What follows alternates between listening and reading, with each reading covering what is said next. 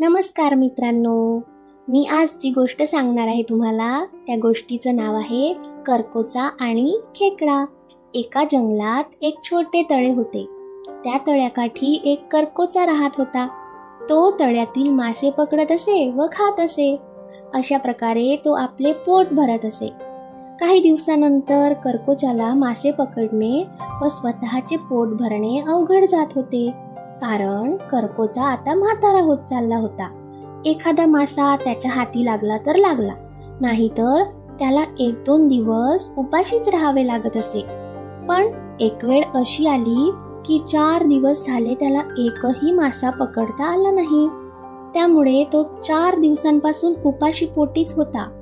झाडाखाली बसून तळ्यातले मासे बघत होता. डोळ्यासमोर जेवण असूनही त्याला जेवता येत नव्हते आणि भूक पण कडकडून लागली होती. तो असाच तळ्याकडे बघत असताना त्याला एक युक्ती सुचली. तो तळ्यातून चालत जाऊन एका दगडावर बसला, अगदीच खिन्न.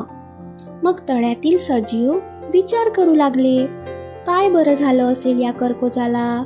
मग एका खेकड्याने पुढे येऊन करकोचाला विचारले, काय झालं रे म्हाताऱ्या करकोचा, असा खिन्न का बसला आहेस? त्यावर करकोचा म्हणतो, मला या तळ्याबद्दल एक वाईट बातमी समजली आहे रे, म्हणून मी खूप उदास आहे. खेकडा म्हणाला, वाईट बातमी? ती कोणती? सांग की आम्हाला. मग करकोचा म्हणतो, मी ऐकलं आहे की काही माणसं येथे भराव घालून शेती करणार आहे म्हणे. हे सगळं ऐकून खेकडा काळजीत पडला. त्याने ही बातमी तळ्यातील इतर सजीवांना सांगितली. सर्व सजीव काळजीत पडले. कुणालाच काहीच मार्ग सापडत नव्हता. करकोचा थोड्या वेळाने म्हणतो कसा, माझ्याकडे या समस्येवर उपाय आहे.